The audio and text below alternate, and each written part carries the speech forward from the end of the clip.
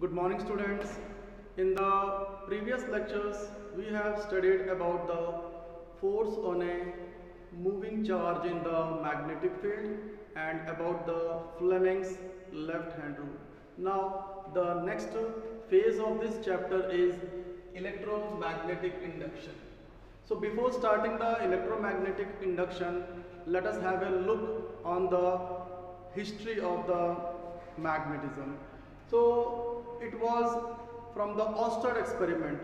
Oersted, what he has done, he has passed electric current through the wire and magnetic compass was placed below that wire.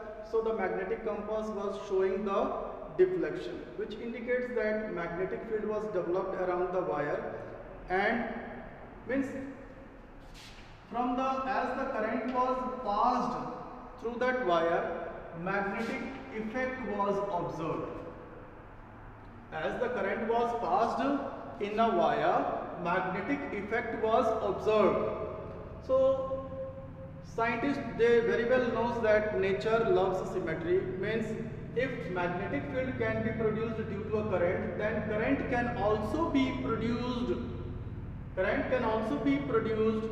due to the magnetic field. Means the reverse phenomena can also be possible. So this question arose in the mind of some of the scientists, Michael Faraday and Joseph Henry. So what they thought that अगर current से magnetic field आ सकता है तो magnetic field से current क्या आ सकता है क्या?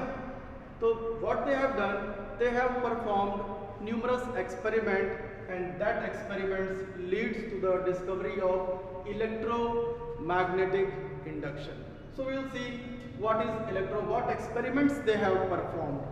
So let us see the experiment number 1. Experiment number 1. Faraday, he has taken a coil consisting of large number of turns and a galvanometer. Galvanometer is an instrument which is used to detect a very small current. Okay. So a coil of large number of turns and a galvanometer is connected. See, in the first experiment, this is the magnet, north pole and south pole. These are the two poles of the magnet. So in the experiment 1, what they have observed that when the magnet was moving towards the coil, suppose the north pole of the magnet is moving towards the coil, the galvanometer is showing the deflection. So when the north pole of the magnet is moving towards the coil, the galvanometer is showing the deflection.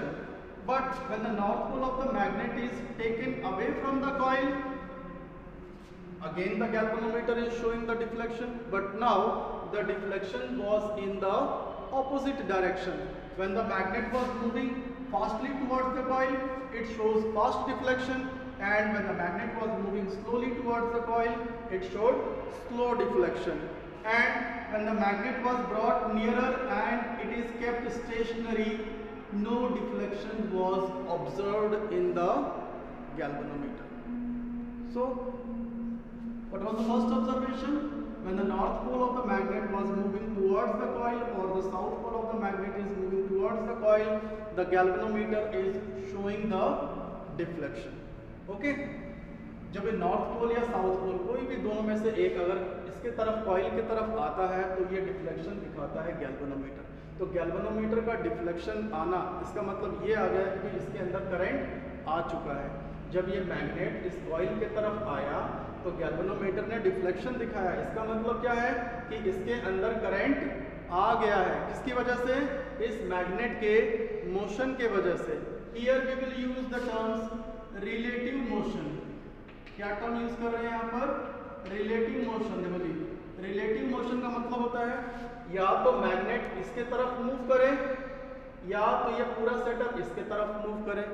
तो in both the cases the galvanometer will show the deflection. Second observation, when the magnet was moving fastly, it shows fast deflection.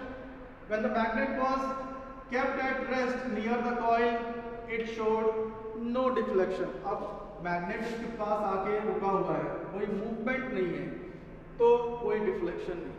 तो इससे क्या conclusion हुआ? Conclusion, conclusion का मतलब क्या समझ में आता है? इससे ये समझ में आता है कि जब मैग्नेट को इसके पास ले आ रहे हैं तो जरूर कुछ ना कुछ ऐसा हो रहा है जिसके वजह से मैग्नेटिक फील्ड, यहाँ पे पोटेंशियल डिफरेंस डेवलप हो जा रहा है और करंट इसके अंदर आ जाता है। लेकिन जब मैग्नेट स्टैटिक रहता है, कोई मैग्नेटिक फील्ड चेंज नहीं होता है, तो इसके अंदर कोई भी करंट नहीं आता है। तो ये ऐसा क्यों आ रहा था, जरा इसको समझे जरा, क्यों करंट आ रहा था? ये एक मैग्नेट है, मैग्नेट है, तो आपको पता है कि इस मैग्नेट के आसपास क्या होता है? मैग्नेटिक फील्ड लाइंस होता है, ठीक है। एक मैग्नेट के आसपास क्या होता है? Magnetic field lines. जब ये मैग्नेट इस कॉइल की तरफ आता है या कॉइल इस मैग्नेट की तरफ जाता है, अगर ये कॉइल जा रही है इस मैग्नेट की तरफ, means the coil is entering into the magnetic field of the magnet, or when the magnet is coming closer to the coil is in the magnetic field of the magnet।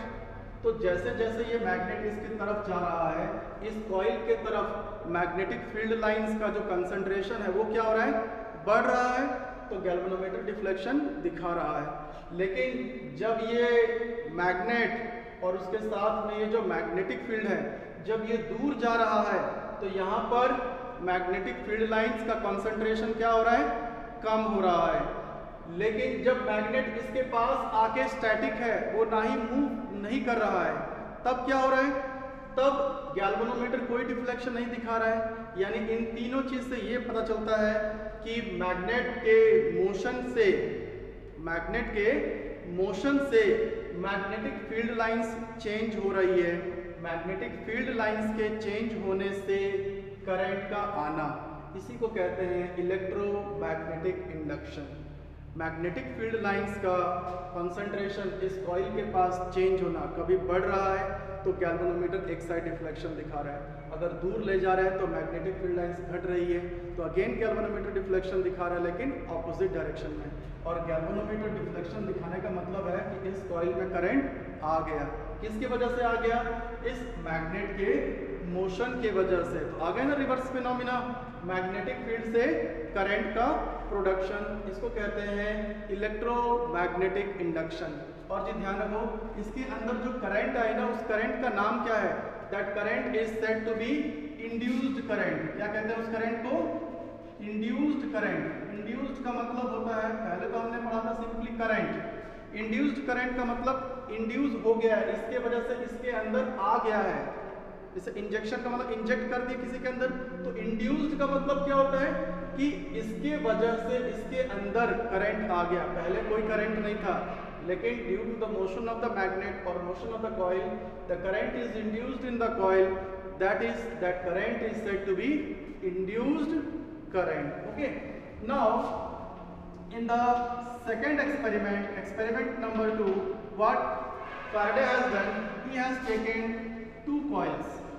How many coils he has taken? 2 coils. So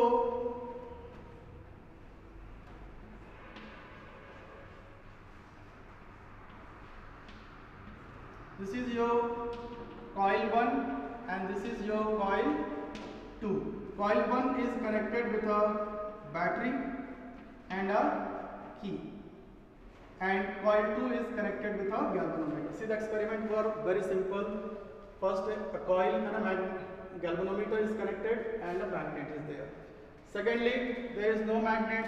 One coil is connected with a battery and a key. Second coil is placed closer to the coil 1. जो ये coil 2 थी, इसके नज़दीक में रखा गया और galvanometer से जोड़ दिया गया। ठीक है, अब हुआ क्या? जैसे ही हमने स्विच क्लोज किया, करंट फ्लो होना स्टार्ट हो गया, और जैसे ही करंट फ्लो होना स्टार्ट हो गया तो ऑस्टर्ड कहते हैं कि जैसे करंट फ्लो होगा इसके आसपास क्या डेवलप होगा? Magnetic field. तो जैसे ही स्विच क्लोज किया, करंट की वैल्यू इंक्रीज होना स्टार्ट हो गई, 0 से मैक्सिमम। तो ऑस्टेड कहते हैं मैग्नेटिक फील्ड भी इसके साथ में प्रोड्यूस होगा, तो मैग्नेटिक फील्ड की वैल्यू भी स्टार्ट हो गई बढ़नी। कैसे? 0 से मैक्सिमम, यानी मैग्नेटिक फील्ड भी क्या होने लगा? चेंज होने लगा, बढ़ने लगा। क्योंकि ये कॉइल इसके पास में है, तो जब मैग्नेटिक फील्ड चेंज हो रहा है तो इसमें करंट आ जाएगा और गैल्वेनोमीटर डिफ्लेक्शन दिखाएगा। सेकेंडली, जैसे ही आप स्विच ऑफ करेंगे यहाँ से, तो क्या होगा? करंट की वैल्यू फिर डिक्रीज होगी। कहाँ से? मैक्सिमम से 0। तो मैग्नेटिक फील्ड डायरेक्टली प्रोपोर्शनल आई है, तो मैग्नेटिक फील्ड की वैल्यू भी क्या होगी? मैक्सिमम से 0 होगी। तो अगेन गैल्वेनोमीटर डिफ्लेक्शन दिखाएगा ऑपोजिट डायरेक्शन में, यानी करंट की वैल्यू बढ़ने से, घटने से मैग्नेटिक फील्ड भी बढ़ रहा है, घट रहा है। और क्योंकि ये दूसरा कॉइल इसके पास में है, तो गैल्वेनोमीटर भी डिफ्लेक्शन दिखा रहा है। इससे इन दोनों एक्सपेरिमेंट से ये पता चलता है कि changing magnetic field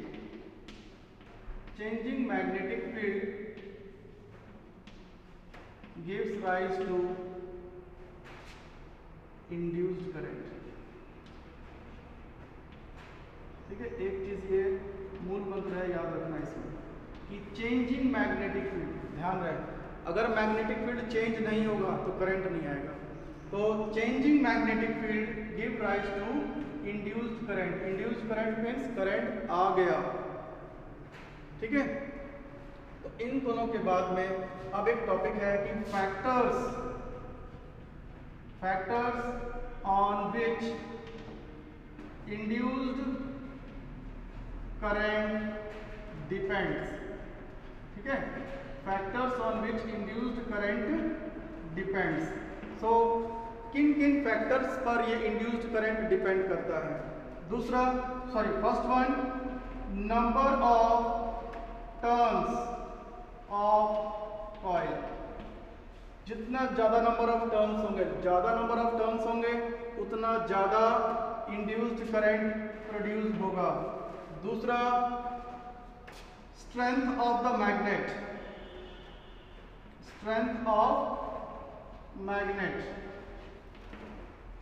first one समझ में आएगा? More the number of turns in the coil, more is the induced current produced. More is the strength of the magnet. यहाँ पर जो मैग्नेट का स्ट्रेंथ अगर बहुत ज्यादा होगा तो ज्यादा इंड्यूस्ड करंट प्रोड्यूस होगा। और तीसरा, वेलोसिटी ऑफ मैग्नेट।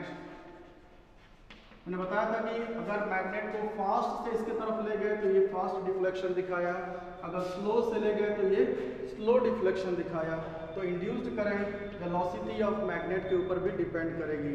ठीक है, so these were the 3 factors on which the induced current depends. Now किस डायरेक्शन में ये करंट इंड्यूस हुआ था? तो जैसे हमने पहले पढ़ा था फ्लेमिंग का लेफ्ट हैंड रूल, अब पढ़ते हैं फ्लेमिंग का राइट हैंड रूल। फ्लेमिंग का राइट हैंड रूल भी वेरी सिंपल है। You have to use your right hand. Now you will be not using your left hand, you will be using your right hand. जो lefty है वो भी right hand use करेंगे।